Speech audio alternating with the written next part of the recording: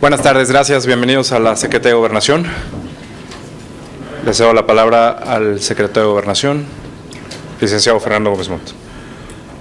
Gracias, don Luis. Pues buenas tardes, señoras y señores. Siendo una semana más propicia para el descanso, celebro verlos aquí. El país obliga que en cualquier hora y en cualquier día las autoridades estén pendientes, sobre todo frente a hechos como los que han ocurrido otra vez en días recientes.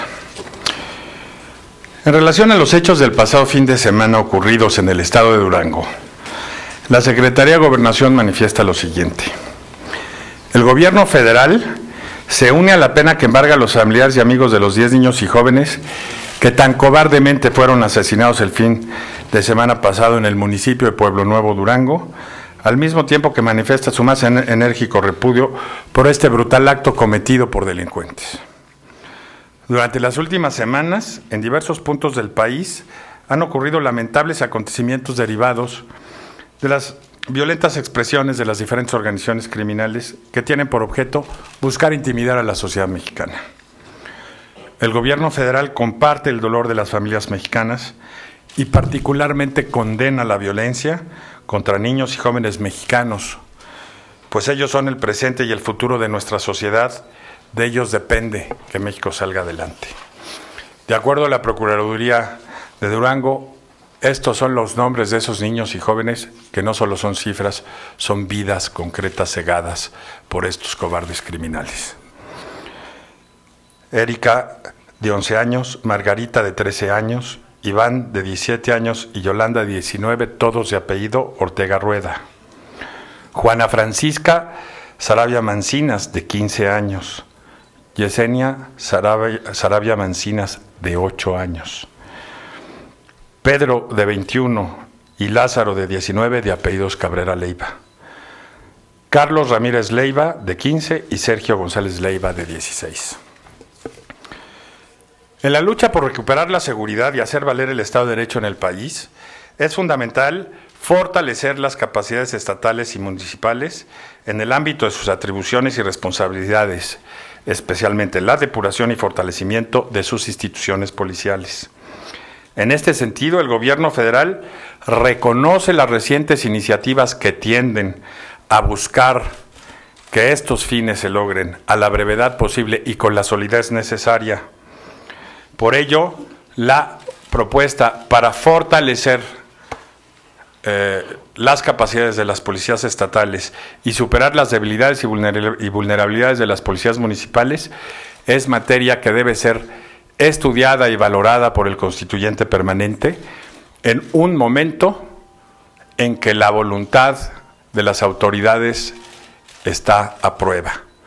La respuesta institucional del Estado mexicano en sus 3 niveles de gobierno debe ser, primero, consolidarnos como un frente a aquellos que agreden a la ciudadanía, fortalecer las instituciones para que éstas puedan ser capaces de brindar seguridad a todos los mexicanos en sus personas y en sus propiedades. En un momento en que se ha potenciado la actividad de las organizaciones criminales, especialmente en centros urbanos o en las carreteras, atentando contra la vida de estudiantes, de jóvenes, de niños, debe quedar claro, el Estado mexicano ni se va a arredrar.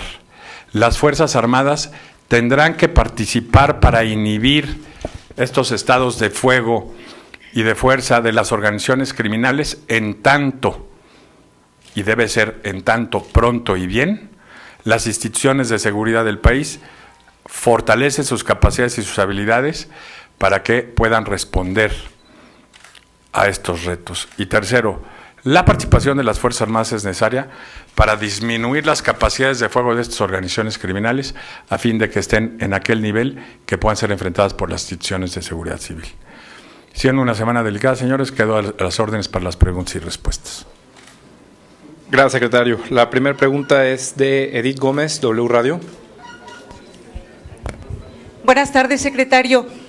En primer lugar, ¿ustedes tienen confirmado que este retén era de delincuentes? La versión de que pudieran ser militares ha estado circulando en las últimas horas, confirmar, y quién dio la versión de que fuera un retén simulador. La segunda, van a entregar el video, el ejército estaría en posibilidad de entregar el video de lo ocurrido en las instalaciones del TEC de Monterrey. Muchas gracias. Primero, la información viene de las propias autoridades estatales y corroborada por las autoridades federales, en el sentido que eran retenes falsos de organizaciones criminales tendientes a buscar proteger una parte del territorio de una zona que por sí es aislada.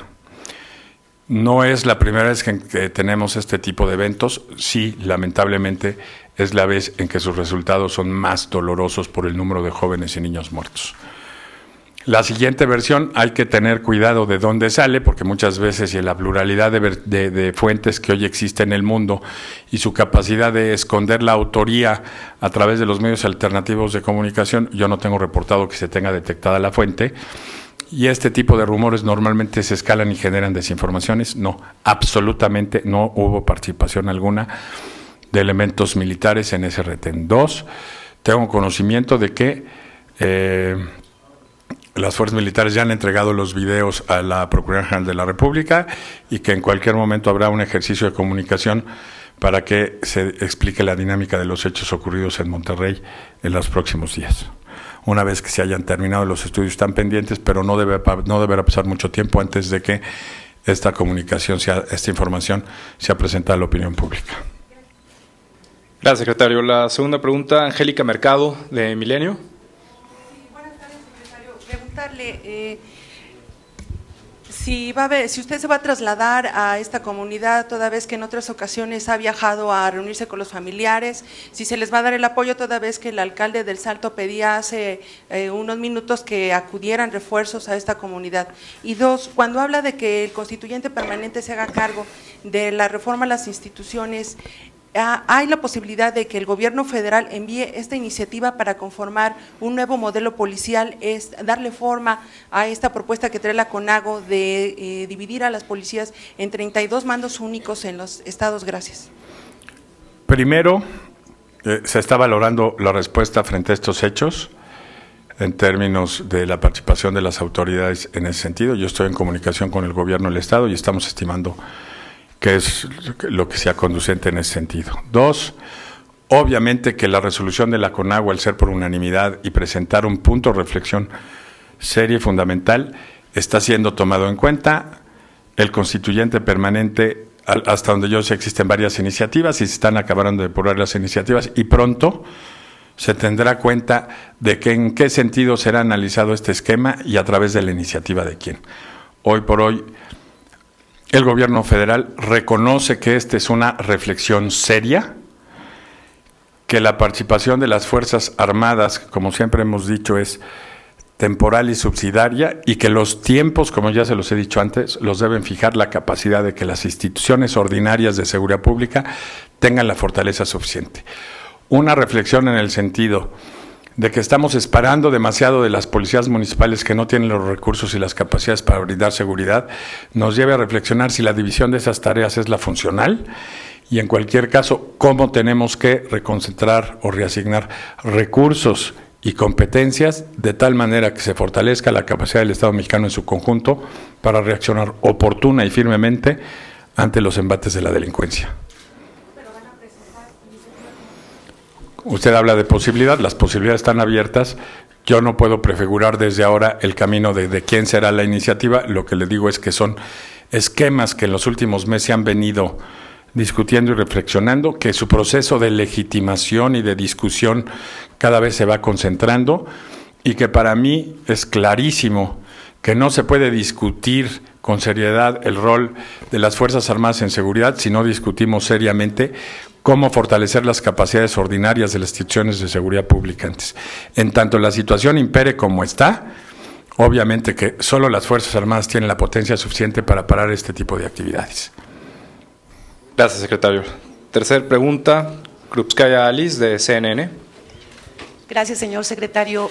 Para preguntar sobre esto que confirmaba el día de hoy el vocero del Operativo Conjunto Chihuahua, en el sentido de que habría sido aprehendido un líder de la pandilla Los Azteca y que éste estaría involucrado con el asesinato de los 3 funcionarios que estaban ligados al consulado de Estados Unidos. ¿Qué informaciones tienen ustedes al respecto y si esta persona será trasladada acá a la Ciudad de México? A mí me ha sido confirmada la detención de un sujeto involucrado directamente en el atentado contra los miembros del consulado americano de Juárez. Me soy informado que fuentes de inteligencia aportaron la información oportuna y que la aprehensión fue hecha por personas de las Fuerzas Armadas.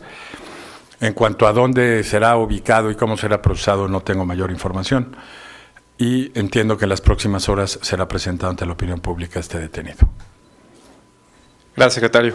La última pregunta, Luciano Franco, de Crónica.